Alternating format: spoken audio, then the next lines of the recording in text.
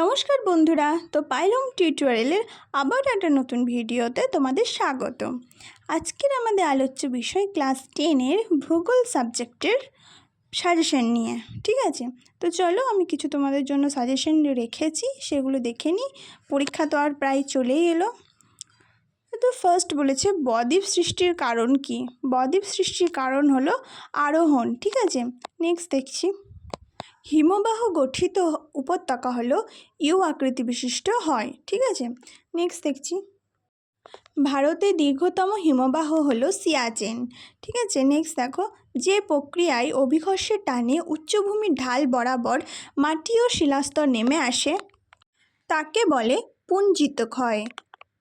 Next দেখো সাহারায় শিলাময় মরুভূমিকে বলে হামাদা। ঠিক আছে, ভারত ও চীনের সীমারেখা নির্ধারণ করে ম্যাকমোহন লাইন। ঠিক আছে, নেক্সট দেখো গাঙ্গেয় সমভূমির নবীন পলিমাটিকে বলে খাদার।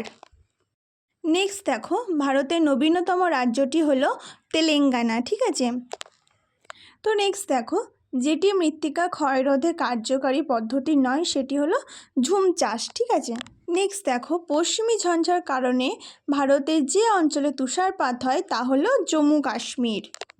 তো এই গেল আমাদের এমসিকিউ টাইপ প্রশ্ন। এবারে আসছে শুদ্ধ অশুদ্ধ। ঠিক আছে, কোনটা শুদ্ধ এবং কোনটা অশুদ্ধ তা লিখতে হবে। দেখো ফার্স্ট বলেছে বার্থান বালিয়ারির প্রতিবাদ অংশ অবতল ও অনুবাদ অংশ উত্তল ঢালযুক্ত হয়, এটি হলো অশুদ্ধ।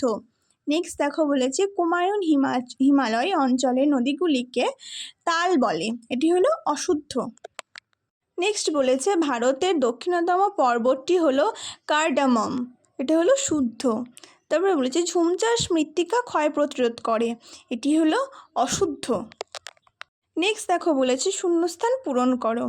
ফার্স্ট দেখো বলেছে কৃষ্ণ মৃত্তিকা ড্যাশ শিলায় গঠিত, ব্যাসাল্ট শিলায় গঠিত। ঠিক আছে, পশ্চিম উপকূলীয় সমভূমির উত্তরাংশের নাম ড্যাশ কচ্ছ উপদ্বীপ। ঠিক আছে, নেক্সট দেখো বলেছে আরাবল্লী পর্বতের সর্বোচ্চ শৃঙ্গ হলো ড্যাশ, হলো গুরু শিখর। ঠিক আছে, তারপরে দেখো হিমবাহের চাপে পর্বতের গা থেকে পাথর খুলে আসে, একে বলে হিমানী সম্প্রপাত। ঠিক আছে, নেক্সট দেখো কি বলেছে একটি বা দুটি শব্দে উত্তর দাও। ঠিক আছে, এটিকে দেখো ফার্স্ট কোশ্চেন বলেছে ডিমের ঝুড়ির মতো ভূমিরূপ কাকে বলা হয়, ড্রামলিনকে, এটা কিন্তু আমরা সবাই জানি।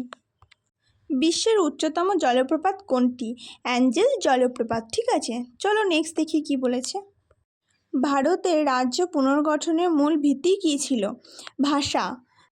নেক্সট দেখো ভারতের মূল স্থলভাগের প্রান্তবিন্দুর নাম কি, কন্যাকুমারী অন্তরীপ। কোন প্রকার হিমবাহ থেকে হিমশৈলের উৎপত্তি হয়, মহাদেশীয়। ঠিক আছে, নেক্সট দেখো দক্ষিণ ভারতের সর্বোচ্চ শৃঙ্গের নাম লেখো। দক্ষিণ ভারতের সর্বোচ্চ শৃঙ্গের নাম কিন্তু আনাইমুদি। নেক্সট বলেছে দেখো কিউসেক কি, নদীর জলপ্রবাহ মাপার একক হলো কিউসেক। ঠিক আছে, নেক্সট দেখো 3-এর দাগে বলেছে নিচের প্রশ্নগুলির উত্তর সংক্ষেপে লেখো। এটা 2 মার্কসের, কিন্তু আগেরগুলো গেল কিন্তু 1 মার্কসের, এগুলো কিন্তু 2 মার্কসের। ঠিক আছে, চলো দেখা যাক কি বলেছে। দেখো আমি কয়েকটা প্রশ্ন দিয়েছি তোমাকে সাজেশন টাইপের। তো দেখো ধারণ অববাহিকা কি, তারপর নেক্সট বলছি দুন কাকে বলে, থার্ড হচ্ছে বৃষ্টির জল সংরক্ষণের দুটি উদ্দেশ্য লেখো, ফোর্থ হচ্ছে ধাপ চাষ ও ফালি চাষ কাকে বলে, ঝুম চাষ কীভাবে মৃত্তিকা ক্ষয়কে ত্বরান্বিত করে, এবং 6 হচ্ছে কাশ্মীর উপত্যকার অবস্থান ও বৈশিষ্ট্য লেখো। 7 হচ্ছে ষষ্ঠঘাতের সূত্র বলতে কী বোঝো।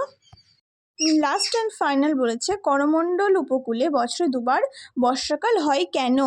ঠিক আছে, এগুলো তোমরা একটু রেডি করে নেবে খাতাতে লিখে লিখে, তো দেখবে খুব ভালো করে হয়ে যাবে। ঠিক আছে, 4 দাগের প্রশ্ন দেখো কি বলেছে নিচের প্রশ্নগুলি সংক্ষেপে ব্যাখ্যা করো।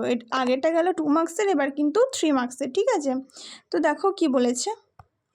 তো দেখো আমি এক এক করে প্রশ্নগুলো বলছি, তোমরা খাতাতে লিখে অ্যান্সারগুলো একটু রেডি করে নেবে। ঠিক আছে, তো ফার্স্ট বলেছি অশ্বক্ষুরাকৃতি হ্রদ কীভাবে গড়ে ওঠে, চিত্রসহ লেখো।